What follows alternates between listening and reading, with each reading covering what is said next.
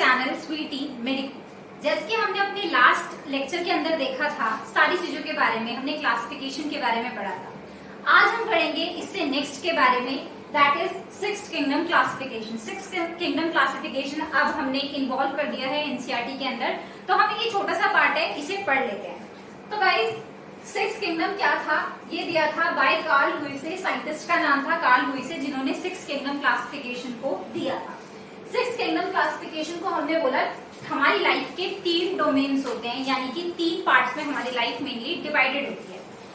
The first we से हमने किसके बेसिस पे डिवाइड किया था, 16 SR-RNA के बेसिस पे हमने डिवाइड किया था। किसके बेसिस पे, 16 SR-RNA के बेसिस पे हमने डिवाइड किया था कि 3 पार्ट्स में लाइफ का डिवीजन होता है। First is Archaebacteria and second is Eubacteria and third is Eukaryotes।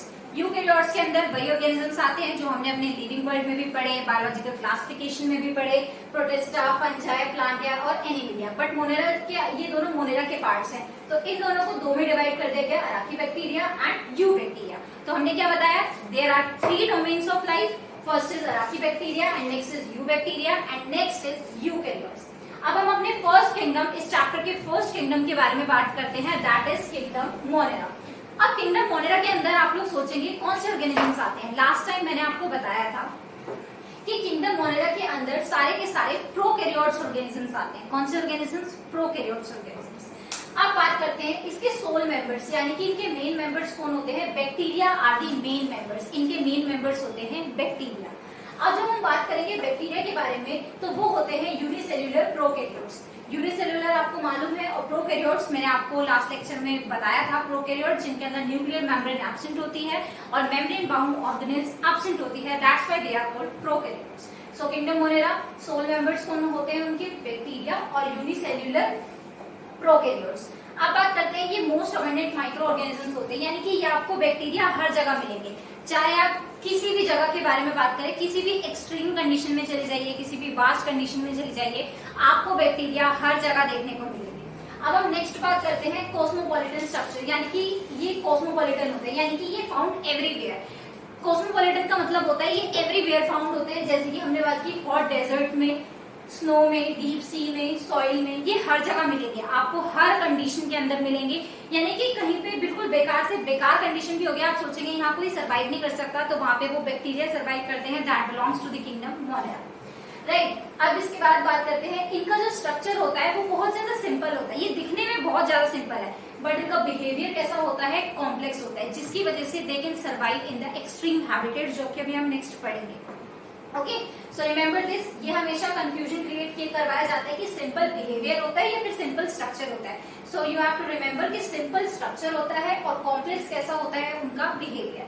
अब नेक्स्ट बात करते हैं मेटाबॉलिक डायवर्सिटी। जब इनके अंदर मेटाबॉलिज्म होता है तो वो डिफरेंट वेरियस तरीके से होता है, ठीक है, तो इसलिए हमने बोला कि इनके पास मेटाबॉलिक डायवर्सिटी होती है, यानी कि they are heterotrophs, they are autotrophs, they are chemosynthetic autotrophs, heterotrophs, ये सारी चीजें को हम बोलते हैं, this comes under metabolic diversity. Next बात करते हैं शेप्स ऑफ बैक्टीरिया। बैक्टीरिया की कौन कौन सी शेप्स होती है, तो बैक्टीरिया की शेप्स होती है, फर्स्ट को हम कहते हैं कोकस। कोकस का मतलब होता है, जब हम बात करते हैं किसी भी स्फेरिकल शेप के बारे में, तो दैट इज कॉल्ड कोकस। नेक्स्ट बात करते हैं बेसिलस। बेसिलस का मतलब होता है रोड लाइक स्ट्रक्चर होता है, ये मैंने आपको बना के दिखा रखा है, ये आपके सारे एनसीईआरटी के डायग्राम्स हैं। फिर नेक्स्ट हम बात करते हैं स्पाइरल। स्पाइरल शेप होता है जिसे हमने इधर रिप्रेजेंट किया है स्पाइरल के रूप में। Next is vibrio. विब्रियो का मतलब होता है कोमा टाइप स्ट्रक्चर। तो ये सारे शेप्स हैं बैक्टीरिया के, rightly they belong to first coccus जो कि स्फेरिकल होता है, bacillus this is rod shape, spirillum this is spiral shape and vibrio this is comma shape. Next हम बात करते हैं, अब इस चैप्टर का सबसे main important part kingdom Monera के अंदर जो आता है, that is structure of bacteria. Structure of bacteria बताने से पहले, बोर्ड पे बताने से पहले मैं आपको पहले यहाँ एक्सप्लेन करती हूँ that what is structure of bacteria. देखिए, सबसे पहले हम बात करते हैं, सपोज करिए एक बॉक्स है, right, we are considering a box. ये हो गई प्लाज्मा मेम्ब्रेन, उसके ऊपर हमने एक कवर चढ़ाया, गिफ्ट की रैपिंग चढ़ाई, उसे हमने बोला सेल वॉल। तो सबसे outer layer is cell wall, जो बॉक्स है दैट इज प्लाज्मा मेम्ब्रेन। हम बॉक्स के अंदर कुछ भी सामान डालेंगे तो दैट इज कॉल्ड साइटोप्लाज्म, के अंदर हम चीजों को डालते हैं, राइट। सेल वॉल किससे बनी होती है, जो ऊपर की सेल वॉल होती है वो बनी होती है पेप्टिडोग्लाइकन्स। किससे, पेप्टिडोग्लाइकन्स। और अंदर प्लाज्मा मेम्ब्रेन होती है उसके। अब किसी किसी बैक्टीरिया के अंदर ना सबसे ऊपर वाला स्ट्रक्चर भी प्रेजेंट होता है। आई एम टॉकिंग अबाउट किसी किसी बैक्टीरिया के अंदर, नॉट ऑल। ग्लाइकोकैलिक्स नाम की एक लेयर होती है। ग्लाइकोकैलिक्स नाम की लेयर दो तरीके की होती है, या तो वो लूज होगी थोड़ी दिखने में, लूज टाइप, या फिर वो कैसी होती है, थोड़ी टफ होती है। जब वो लूज होती है तब हम उसे कहते हैं this is called slime layer, और जब वो थोड़ी टफ होती है तब हम उसे क्या कहते हैं, दिस इज कैप्सूल। तो अब हम इसके बेसिस पे डिवाइड करेंगे कि हम देखेंगे कि कैसे कैसे स्ट्रक्चर्स हैं, पूरा समझते हैं इसके बारे में। स्ट्रक्चर ऑफ बैक्टीरिया, सबसे आउटर वाली जो आपको ये लेयर दिख रही है जिसको हमने मार्क किया है सेल वॉल। सेल वॉल किससे बनी हुई है, पेप्टिडोग्लाइकन से। किससे बनी हुई है, पेप्टिडोग्लाइकन से। जो उससे अंदर वाली लेयर है ये किससे बनी हुई है, प्लाज्मा मेम्ब्रेन से। आप सोचेंगे थर्ड में हाफ ड्रॉ किया, आप इसे पूरा ड्रॉ कर लीजिएगा, मैंने बस इसे हाफ ड्रॉ करके बताइए आपको। तो ये जो सबसे आउटर वाली लेयर होती है ये किसी के अंदर प्रेजेंट, बैक्टीरिया के अंदर होती है और किसी के अंदर प्रेजेंट नहीं होती। So this is called glycocalyx, जो कि मैंने आपको बताया। स्लाइम लेयर यानी कि ये लूज शीट होगी। कैप्सूल यानी कि this is so tough in structure, so that's why this is called capsule. अब हम उसके बाद बात करते हैं इसके इंटरनल स्ट्रक्चर। साइटोप्लाज्म के अंदर क्या क्या प्रेजेंट होते हैं, प्लाज्मिड। प्लाज्मिड आपको बायोटेक में पता चलेगा कि प्लाज्मिड क्या होता है, सेल्फ रेप्लिकेटिंग होता है। तो ये प्लाज्मिड आपको बायोटेक में इसकी मोर नॉलेज मिलेगी। उसके बाद हम बात करते हैं रिजर्व बॉडीज के रूप में। इनके अंदर इंक्लूजन बॉडीज होती है, जिनका रिजर्व फूड मटेरियल होता है, that is called inclusion bodies, जिसके अंदर ये स्टोर करते हैं। और नेक्स्ट हम बात करते हैं इनका जो डीएनए होता है वो डबल स्टैंडर्ड सर्कुलर डीएनए होता है इनके अंदर, और कुछ राइबोसोम्स प्रेजेंट होते हैं। ठीक है, अब हम बात करते हैं दो most important structures of bacteria. The first is mesosome and next is chromatophores. First बात करते हैं मीजोसोम। मीजोसोम के अंदर आप मानिए कि जो बॉक्स होता है हमारा प्लाज्मा मेम्ब्रेन का अंदर, वो ना अंदर से इनफोल्डिंग शो करने लगता है। यानी कि कोई एक स्ट्रक्चर सीधा है, उसे हमने नीचे की साइड से पुल कर दिया तो वो अंदर की साइड इनफोल्ड हो गया, इनवेजिनेट हो गया अंदर की साइड। तो हमने क्या कहा, इनफोल्डिंग ऑफ प्लाज्मा मेम्ब्रेन से क्या बनता है, मीजोसोम। अब आप सोचेंगे इसकी जरूरत क्या है मीजोसोम की, तो functions of मीजोसोम्स are here.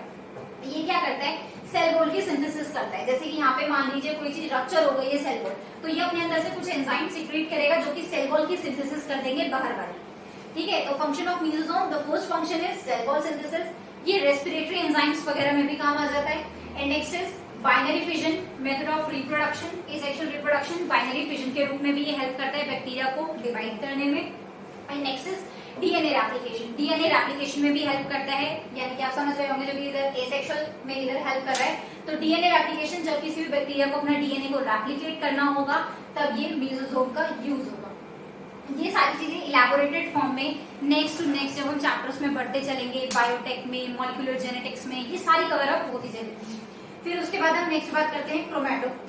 Chromatophores भी क्या होता है, एक स्ट्रक्चर होता है जो कि क्या होता है, इनफोल्डिंग ऑफ प्लाज्मा मेम्ब्रेन। जब हमारी प्लाज्मा मेम्ब्रेन अंदर की साइड इनफोल्ड हो जाती है तो वो कौन सा स्ट्रक्चर बनाती है, एक और क्रोमैटोफोर्स, जो कि फोटोसिंथेटिक पिगमेंट है, यानी कि जो इसे हेल्प करेगा फोटोसिंथेसिस करने में। अब आप लोग सोचेंगे कि बैक्टीरिया भी फोटोसिंथेटिक होता है। Of course bacteria is photosynthetic. आगे जब डिवाइड करेंगे साइनोबैक्टीरिया, यूबैक्टीरिया, इन सब में डिवाइड करेंगे तब आपको पता चलेगा कि bacteria is also photosynthetic, that has chlorophyll A and that can do photosynthesis. तो अभी सिर्फ आपको क्या जानना है, क्रोमैटोफोर जो किसमें काम आते हैं, फोटोसिंथेटिक पिगमेंट होता है। तो ये सारा स्ट्रक्चर आपको क्लियर है।